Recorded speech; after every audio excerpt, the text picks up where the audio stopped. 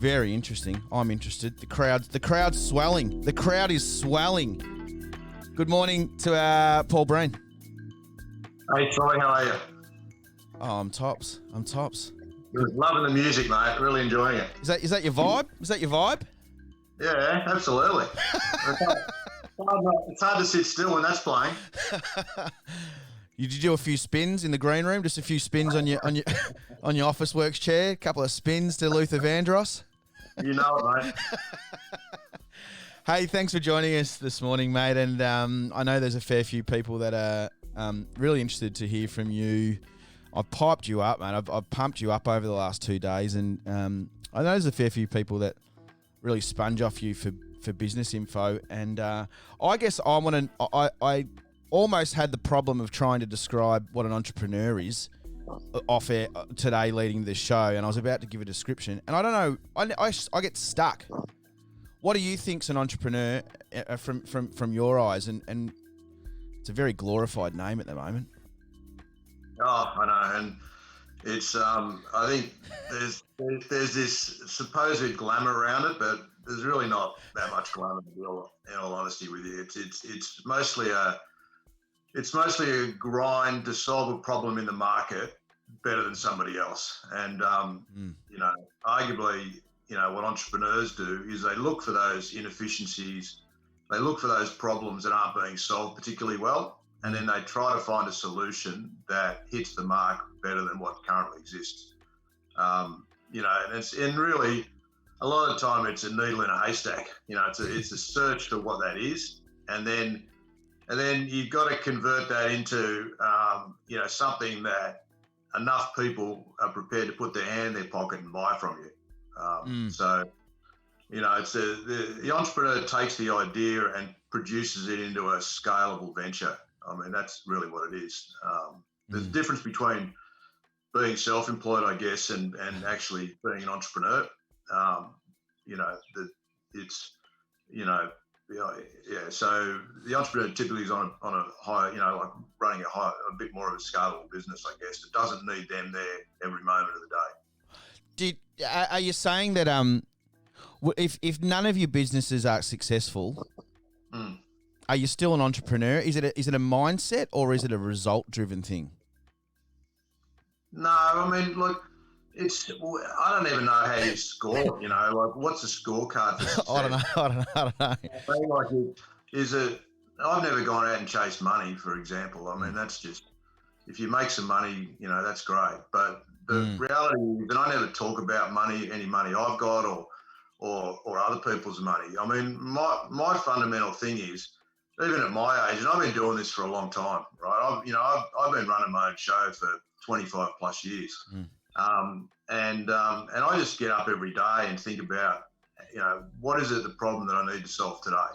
And I think every time, I think it's, for me, it's the mindset of, if I see something out there that I think is clunky or inefficient or needs a better way to do it, I mean, I have this thing in the back of my head that goes, even when I'm super busy, I just lock it away as a future opportunity. And I started something new during COVID because it was one of those niggly problems that, I had when I was trying to do something. And it took me 2 years to get enough time. And one of the advantages of COVID was, I think we've probably all ended up with a little bit more time on our hands than we've had before. And I just chose this time around not to waste it and to start another business. And, God fool me, because, I forgot how hard these bloody startups are, in the midst of all the other stuff that I'm doing. But I just felt, it's that driving compulsion to not let something slip by, and, that kind of drives me, and I don't know what it is. It's I didn't come from, a lot of people say, were you one of these guys that had the paper run and selling the lemonade stand out the front of your house when you were young? And I just wasn't that guy. I was very traditional. I went to school, I went to uni, went and worked into big companies for 10 years. And then really, it was just got to a point where I go, geez, this life's not for me. And I just needed to feel like I was going to be able to do something that got me in control of my life and and didn't involve somebody else, basically, telling me whether I was going to have a job or get paid, or, I just wanted to be more in control of how I wanted to live and create some options for myself. And I got to a point where I realized that to do that, I needed to, to go out and be my own person in business, ultimately. So, and you don't know whether it's going to work or not. And I think as time's gone by, I've had stuff that's gone really well, and I've had stuff that's just absolutely tanked, like absolute stinkers, But I think that's just part of it, It's you can't congratulate you too much, and you can't commiserate too much. You just got to get on the next day and do something else, and do it better the next time. There's a few people that know me personally on that are listening right now and would have seen me plugging Calendar Club over the last few years. They always wonder what I'm doing, taking selfies in a warehouse with a high vis on and pallets all around me. They go, what are you doing? So some people might know about Calendar Club. That was one of your ideas to bring to Australia. That was already birthed in the US. What opportunity did you see in bringing a calendar retail business to the Australian market? Oh, look, I could proclaim to be some bloody genius, but I do a bit of lecturing in one of the unis, and I've got two stories I tell. One of them that I was this masterful bloody genius that saw this opportunity and a gap in the market. The other one was I just wanted to get out of a job. I needed something to do. I hunted around for a year, which is the true story. Saw this opportunity, worked out how do I actually try and bring something similar like this to Australia. I didn't know whether it was going to work or not. And basically just took a big punt with, all of my life savings, plus borrowed again to the extent of my life savings, and then had to scramble and work super hard to put this business on the ground.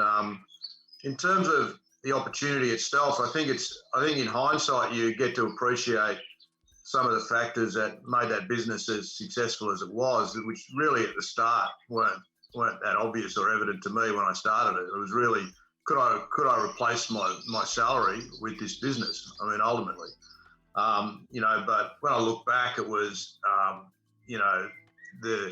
the calendar business in 1995 really wasn't very well developed in Australia. I mean, there was people selling calendars, but the range was low, the quality wasn't that good, and it was, the number of outlets you could get it through wasn't very high. So the proposition for Calendar Club was, how do we get out 1,000 plus really good titles of lots of different interests, that somebody would walk past in the context of looking at almost like a modern day art gallery. That's kind of what it is, in a tongue-in-cheek way, where you're in this store that just makes you happy to be in it,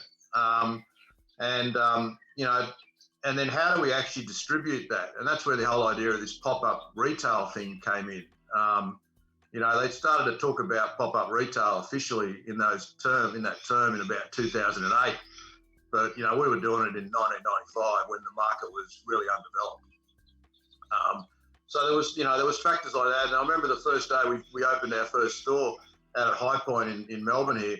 And, and you're crossing your fingers, and I'm moonlighting. I'm still working in the oil company where I was working at the time. And, I'm taking calls on the work phone, the work mobile phone for Calendar Club. I've got the company car loaded up with boxes of calendars, driving around doing delivery runs. I'm trying not to get caught, by the boss. I remember when we first opened and I went out, I ducked out to the store to have a look at it, and there was people all around buying calendars, and I thought, geez, this thing's going to work. Yeah. 12 months of work led to that point, and it's only when you actually push something out into the market and try it that you realize whether the market wants it or not. And I think that's one of my biggest things in all the ventures and things that I've done since is you got to launch as fast as you can with what's the minimum viable product to launch, because the market's going to tell you and educate you about whether they like it or not, and whether it's on mark or needs to be changed, or whether you should just ditch it. I mean, that to me is really critical. And, I was just fortunate that business just really took off, and it coincided with a lot of mall development. So a lot of the shopping centres got a lot bigger in that second half of the 1990s. Malls were built or redeveloped into larger ones, and we just rode into all those malls across the country with a product that was just super hot at the time. And even now we're still around 25 years later attracting a new audience because the content that's being produced by our publishers and suppliers and some by us, is really hitting a mark. Who would have thought that, the most analog product on the planet, is continuing to grow. And like guys like yourself in the business, Troy, from time to time, and then, the rest of the core team that's there year round. I mean, they're just a phenomenal bunch of people that really are really got their finger on the pulse of the market. So was that a predictable thing when you said the malls started picking up? Was that something that you also identified, or was that just this is unbelievable. This is great. Blind luck, mate. Yeah. And there was so much blind luck. I remember at the start when I first started, I had virtually no money to start this thing. And we rolled out the first stores, and I remember thinking, I've got no headroom here if this thing doesn't work, if sales don't hit a level that's okay. And but I was fortunate back then because in 1995, the shopping centres didn't really understand the value of that common area space in their malls. So you get it reasonably cheap. That changed within about 3 to 4 years, but that 3 to 4 years gave me that time to get all the mistakes out, or the core mistakes out. So I had things like that happened, and then they woke up to it because we were suddenly had gone from 3 stores to 75 in 3 or 4 years, right? So, and they realised that, hey, this is actually something that we need to develop. And in some ways, we taught them, parts of that business for them because no one had ever done anything at scale with those guys before. So they learned, and the thing about them, they learn bloody fast, especially when there's money on the line, rental money. So our rents went up a lot, but it didn't go up at the time that we couldn't afford it. It went up when we actually could ingest the increases of rent, So there's things like that, There was things like where we had to work out. I mean, when I started that business, we could buy about 200 to 300 decent calendars, but that wasn't going to be enough for what we wanted to do. So we had to work out how to build a supply chain back for our publisher group and new publishers and people that could produce content for us to get up to, the quantity of range and titles that we needed to be a range player in that market. And that took a few years, but every year it got better and better. And, now I think we've got access to nearly 5,000 titles. So, but that, that's taken a long time. How important is it for the actual title, the catalog, to be current? Do you notice real in those? Is it the same rollout every single year? You go with your classics. How important is it to go look at the trends, predict what's going to work, or play it safe? I know I work with you guys. It's Rick and Morty slides in there in the last few years. And how important is it to keep really fresh eyes on new stuff, converting it to sales at the end of the day?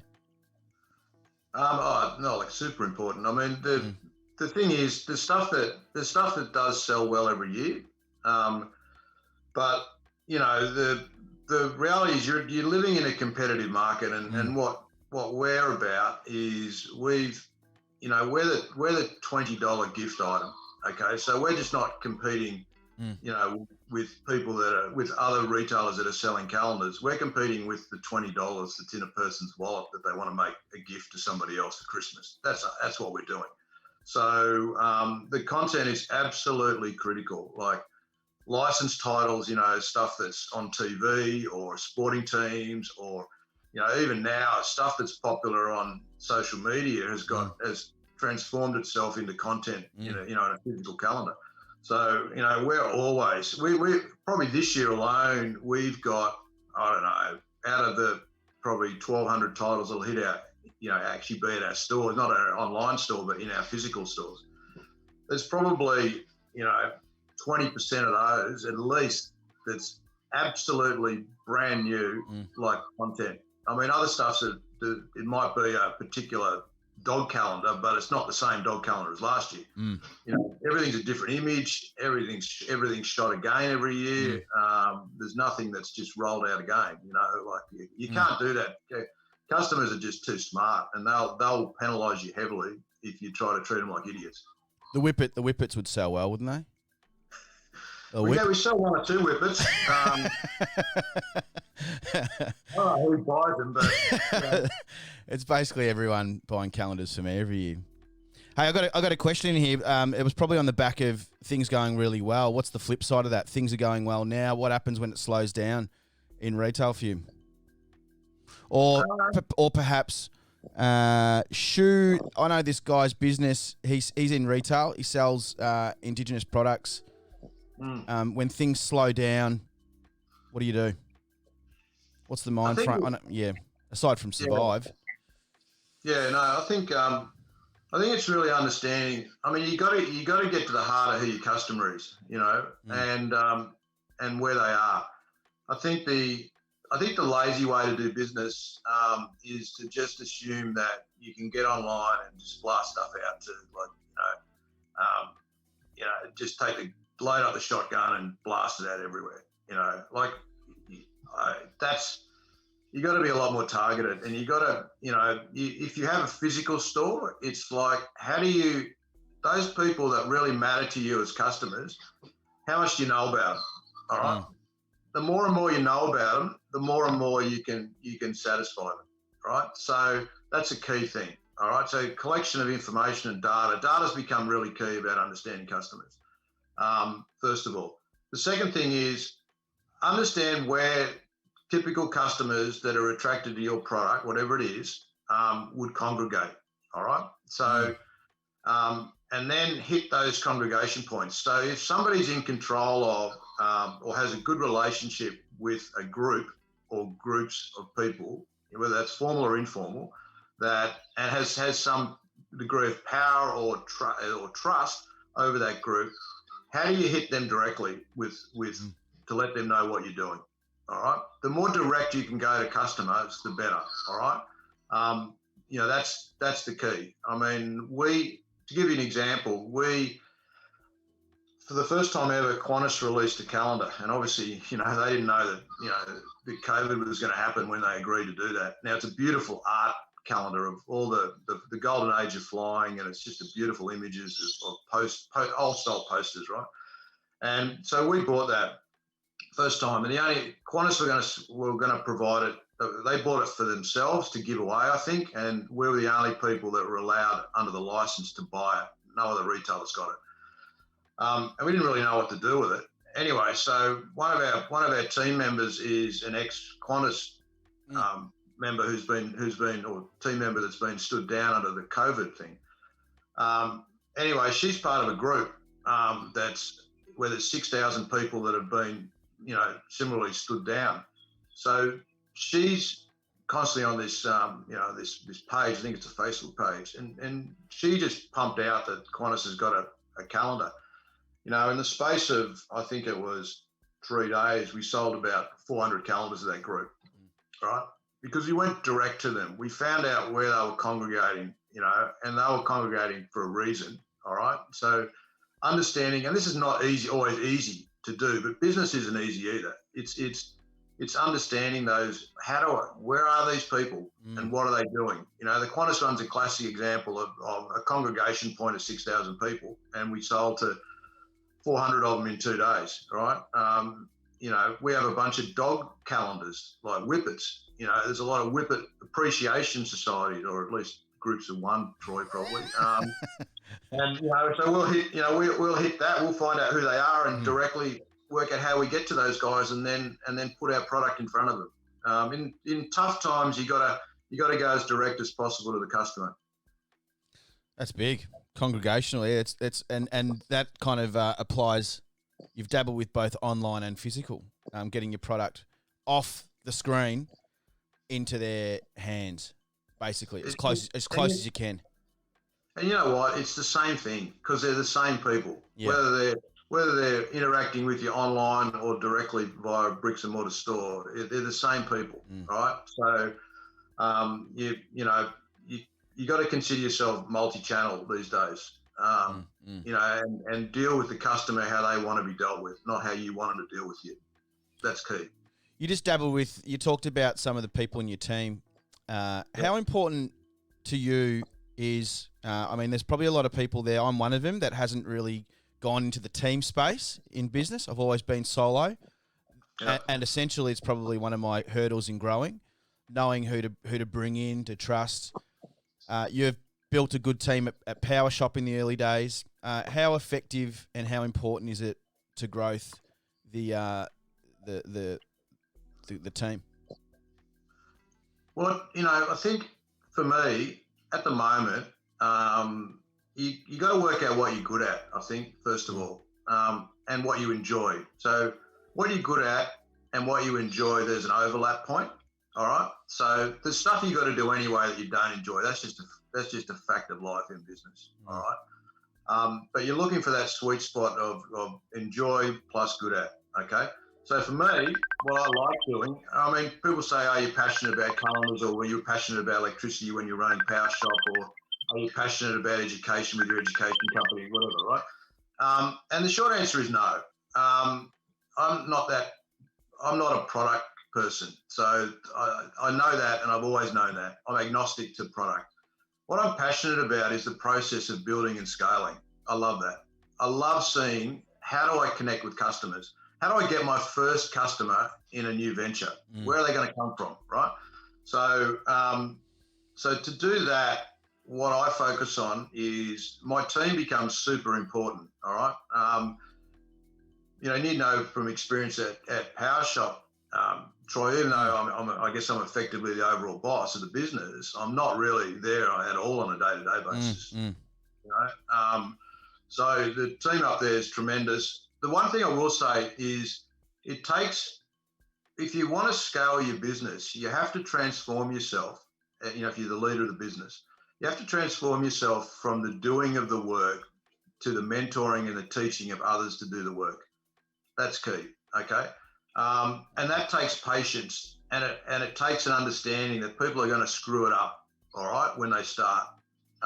And you're going to have to be super calm and super patient about that, because they will not do it as well as you probably can to start with. Okay. Like, you know, I was a pretty good buyer of calendars, right? But the last thing I wanted to do every year was, you know, buy 1 million calendars, right? So, you know, so I had to teach someone else how to do that. The same with signing 150 leases with shopping centres every year. I can do that too, right? To teach someone else how to do that, all right? Because otherwise the business wouldn't scale, okay? The other thing is you do have to realise fairly early on whether you've got a good fit of a person in a role, all right? If you don't have a good fit, the kindest thing you can do for your business and yourself is to move them on, you know, because when you find yourself spending a lot of emotional time and energy talking about a person in your business to others and it's negative, you're wasting time and effort, all right? And you know deep down that they're not a good fit, so you've got to move them on. So I think it's that transition from the doing to the mentoring of others to do is probably the thing that separates people that are legitimately going to scale businesses and the people that are going to end up continuing to do the work and really be self-employed. All right. So, and some people either of them's fine. You just got to realize what it is that you're most comfortable doing, because they're both hard, right? But whatever it is, I'm not comfortable in the self-employed, you know, doing that stuff operationally every day. I can do more stuff, and I get bored. Yeah, well, a fellow on the chat right now, expansion is a big step and it's a scary thought because no one will and can do it the way you do. It's resonating with someone here.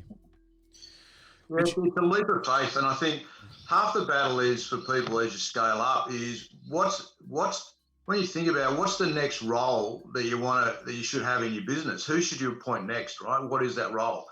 And that's a really hard decision, you know. And you know, I think when we start, we hire people that we can afford. All right, that's the first thing, and I know that when I started. Right, so and I couldn't afford much, so it was really very much about creating a culture of people that wanted to be there, wanted to be part of the journey, and I couldn't pay them a lot of money back in the 90s because I didn't have much. So they really had to buy into what we were doing. Okay, and as time went by, and the business started to prosper a bit, people, we leveled them up on pay and benefits and stuff. But that choosing those first people, I mean, and typically they're not always a great fit, and they won't always last. So you've got to understand that. And as you get bigger, you end up going from people that can do quite a few things as generalists into, and that's a good way to go, by the way, to start with, to people that are more specialised in their areas, because they can be really efficient at doing the one or two things that they're really, really good at. And as long as the leader can then bring them all together as a team, then you should be okay. I've got to say, Bull, I've got questions, and then you actually answer them in your chat, and then I have to scramble for another question. It's like you're attached to my brain and go, well, what about this? And you're going, and you're already on it. It's great. It's great. Clearly you've mentored and spoken to a lot of people that really seek out advice, and you kind of probably know, well, I bet you they're thinking this will cover that. And what do you got after all this? It's brilliant. It's brilliant. A lot of issues repeat themselves. Yeah.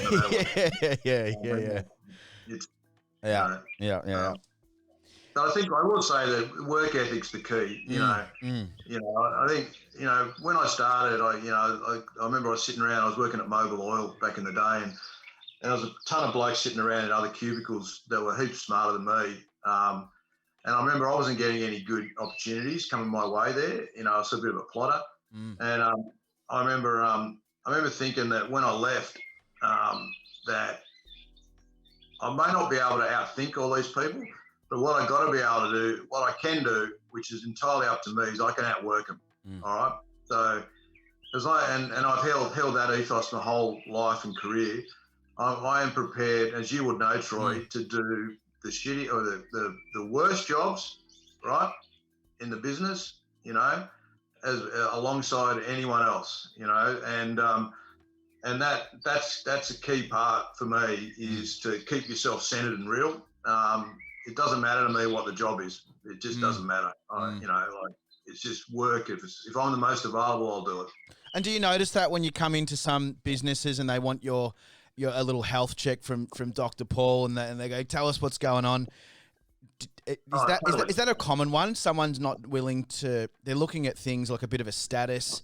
They want to be the CEO. They've got the ABN, they've got the business cards, and they're already acting like they're successful when they're not. Oh yeah. I mean, and sometimes it's the businesses that have had a little bit of success at the start. Yeah. And then suddenly the first thing they do is go and buy the flash car. And I remember, myself and Ross Robinson, my business partner in our training and advisory business in Sydney, and, we'll go to clients that want our help, and they're usually fast growth businesses. And, they'll pull up in the car park, and they'll pull up in the latest BMW. And, and I've seen their business and their numbers and all of that before then. And I go, mate, what's with the car? Getting ahead of yourself a bit, aren't you? You know what I mean? And, because I drive a $10,000 car, all right? Deliberately. The last one broke down on the freeway. Yeah, you were there. So, and in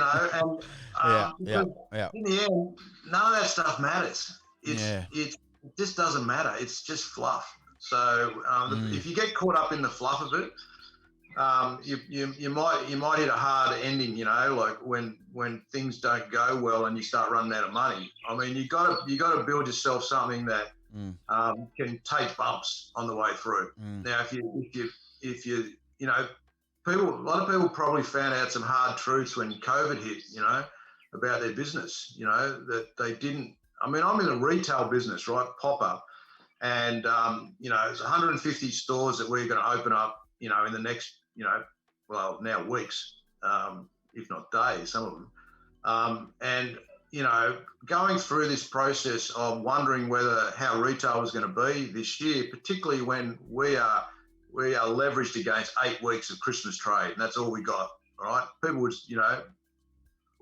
and I've been asked, are you nervous about that? No, not really. And I'm not. I'm seriously not. And even with Victoria, where malls aren't even open yet, right?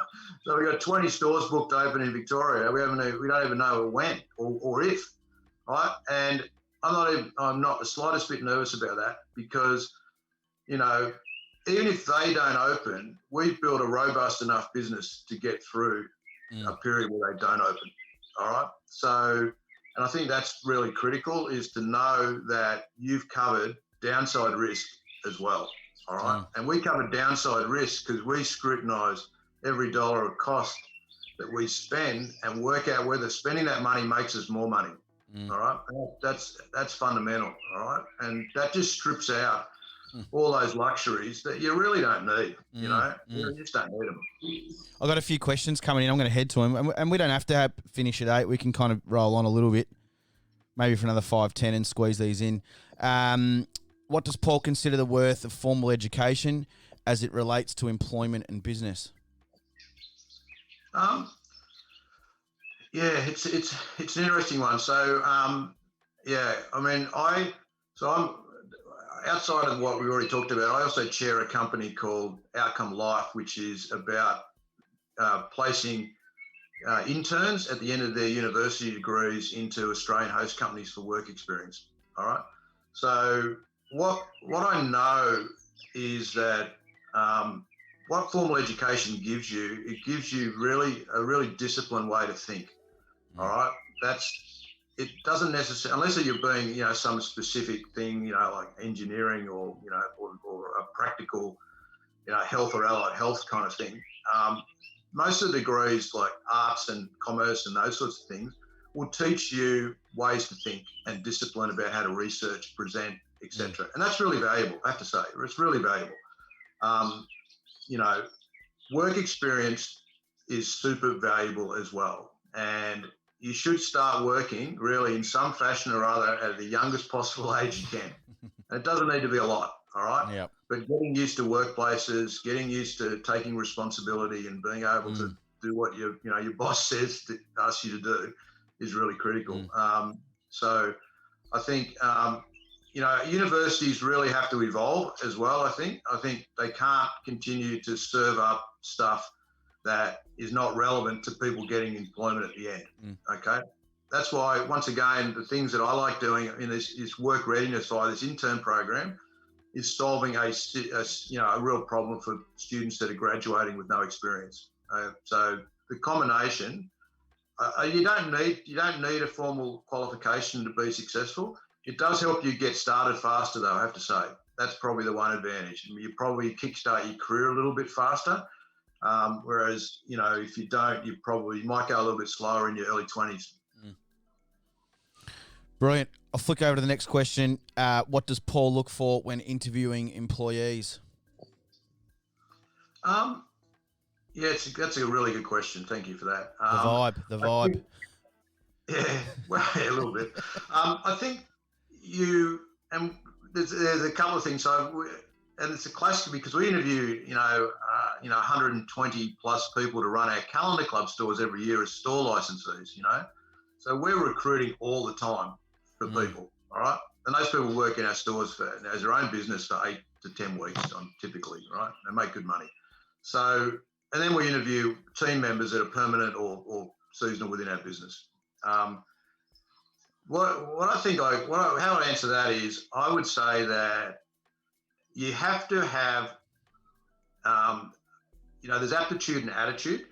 So attitude is just the most important, is the most important thing for me. All right, you got to have a reasonable level of smarts about you. It's particularly street smarts. All right, but attitude is key. All right, attitude and work ethic.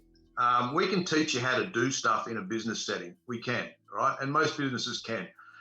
But they can't teach you work ethic. They can't teach you how to get out of bed in the morning. I mean, there's a famous saying that says, if you don't get out of bed and make your bed and tidy your room up properly before you go to bed, you don't have a sense of accomplishment before you even leave your room. All right. So you've ticked off the first thing of the day, which is to make your bed. All right. That reflects on the rest of your day, as you know, from work ethic and attitude. All right. Because if you slack at that point in your day, you're probably going to have some slackness around the rest of your day. So remove the slackness out of your day.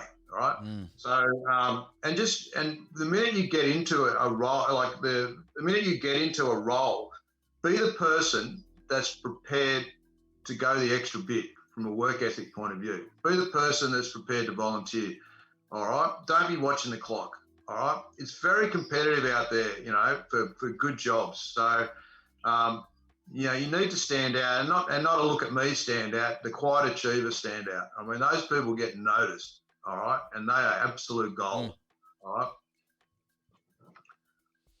right.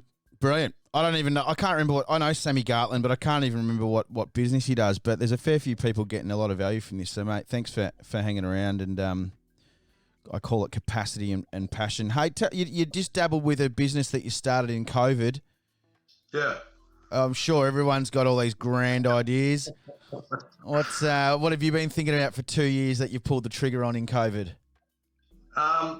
Wow, God, I tell you, I mean, it was, once again, it was a problem that I encountered personally, and that's where a lot of stuff comes from. Yeah, true. I was, you know, a couple of years ago, I wrote my wills for the first time. God, can you believe it? I mean, everyone, you know, and I realised that how stupid is it if you've got a couple of assets and you don't have a will? Like, it just creates all these problems for the people that, you know, if you unfortunately die and, you know, the people that are left behind have got to clean up your mess. So, anyway, I went through the process of getting wills done with a lawyer, with myself and my wife, and it was a pain. It was slow, it was expensive, and I thought, and what was produced wasn't that really that. Yeah, right. So I locked that away, and I thought, geez, I wonder. You know, I'm not being a lawyer or I've got a law background at all, but I thought, I wonder if there's a way to do that better. So I just kept digging away, and it came up again. You know, it just came into my consciousness again early in the year. And I thought, I got to do something about this, right? So I worked out how to do this, an automated, fully automated, you know, will, you know, where you can go online and for $99 you can get your will done, personalised to you. Plus all the stuff that they call living will, which is, you know, financial power of attorney if you lose capacity to make decisions because you're ill or whatever, and same with medical treatment. And then an advanced care directive that tells everyone clearly about how you want to be treated if you get sick and, you know, and you're not going to get better. So we've now automated that entire process for every state in Australia, all right, across all those documents. Which was a heck of an exercise, and it was quite difficult. And we'll probably launch that business in the next month. So once again, the things that I look for when I'm doing a business, I'm looking for markets or sectors where the customer's being overcharged. And certainly in the case of wills, I was being bloody not only overcharged, but ripped off, and are being underserved. And in that case, I thought, I've waited here for, you know, 6 to 8 weeks for my lawyers to even be able to complete a document, which should take a day. And then, so I thought, if I can, the underserved bit, if I can produce an automated system that's as good as or better, and in this case it's better, instantly, you know, then surely that's a good product that people would want. Now, the other aspect to the wills thing is that, you know, 60% of adults in Australia don't have a will, 50% over 30 don't have a will. So the market's really big. You know, there's various reasons why people don't have one. So, you know, and you know, most of it's inconvenient, or I don't know how to start, or I think it's expensive, or I've got to go to a lawyer. And, you know, if you had a better way to go, and I've got friends that have got, you know, properties and businesses and they don't have a will. And I said, Jesus, mate, you know what's going to happen? If you actually pass away, that is going to create a year's mess for your family for the sake of $99. And they're like, sign me up now. I love the 99. You've even gone down to the tooth. 99, not hunch, 99. Little tricks like that. I love it. Someone actually asked, before we start playing some tunes and get ready for our next guest, does it include organ donation? Yeah. Yep. So there's one within the questions that you need to ask. It's a detailed questionnaire. So yeah, organ transfer. It's organ donation. Sorry. It's got things like if you've got pets, do you want to leave an allowance for the care for your pets? It's very, very detailed. That's why it took as long as it did to it's easy. It's easy to write a will when you just got to write it down on a bit of paper and you're just sharing your thoughts. When you've got to automate that for kind of like potentially, thousands and thousands of people who might have all their different needs, that was the difficult part, that we covered everything. And then to be able to automate that was really quite challenging, yeah. Sign me up. Yeah, well, you're on the list. I've got no assets, but, sign me up. I got some small ones, but no, but it's true. I probably fit in that category of I can't be. I'm 40. I'm 40, so whatever. Like, you got to start thinking a little bit about these things more than I did when I was 30. But before we go, mate, I wanted to. Is there any work going around? What's Calendar Club looking like at the moment? Is there for anyone that's looking for some work? I thought more right now would be the time to introduce some opportunities from Calendar Club. Yeah, sure. So I guess we've got a couple of things. So we've still got. So basically, we've potentially got some warehouse work. If anyone's interested in making contact with us, not a few roles. All this stuff's seasonal, so it goes probably through to about December. We've also got retail stores. So the way that our retail stores operate is they're operated by store licensees who come in for a season, which is 6 to 9 weeks this year, and they get the opportunity to run their own business for that period with full training, everything provided. So you don't have to buy anything from us or anything like that. We just provide it all. And the average person will make, average business opportunity will make about $1,700 to $2,000 plus per week for that period of time. There's only a few of the stores that are still left out of the 130 or 40, I think we're running this year. So if you are interested, jump onto calendarclub.com.au. There's a recruitment video on there which shows you kind of what it's about. And the other thing is if you think someone else that might be interested and they end up coming through to run a store, we also pay you a $200 referral fee for that person if they're successful in being given a store. Cool. So it's really good. Troy's obviously been our sales manager in Victoria for a few years now. He can attest to the professionalism and the reality of of what people actually, from the financial point of view is, it's that's good fun. Yeah, it's a good opportunity. And what's good is intense, but it's only 6 to 9 weeks. So you get that Christmas rush, and by the time you're done, you'll be exhausted. But most people have a good time doing it. But it's the festive time of the year too. The thing I like about getting busy around this time and getting out the malls is just all the stories you hear. And if you get talking to people, you hear about their whole life, who they're buying, what up there for Christmas, they're finishing up for work. It's usually great. It's generally really great vibe on the stand. I love it. It's such a happy place. It is. It's like, I'll tell you, every year, I might struggle this year because of COVID, but I try and visit as many stores as I can. We had 135 stores last year, and I visited 70 of them all around the country. And I spent probably 2 hours plus in each store, working in the store with the licensee. I trained them and did, just worked in it. And it's one of the best things I do all year is that time for that reason, and talking to customers and understanding them. And you asked before, Troy, about content and all of that.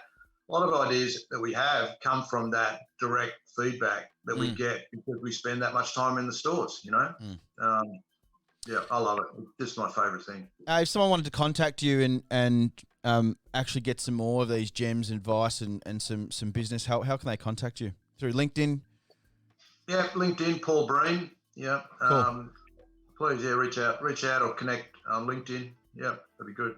Sounds good, mate. We're going to kick off with the show. Thanks for your time, mate. Have a good day. Thanks, everyone. Have a good one. The Bull. Bye.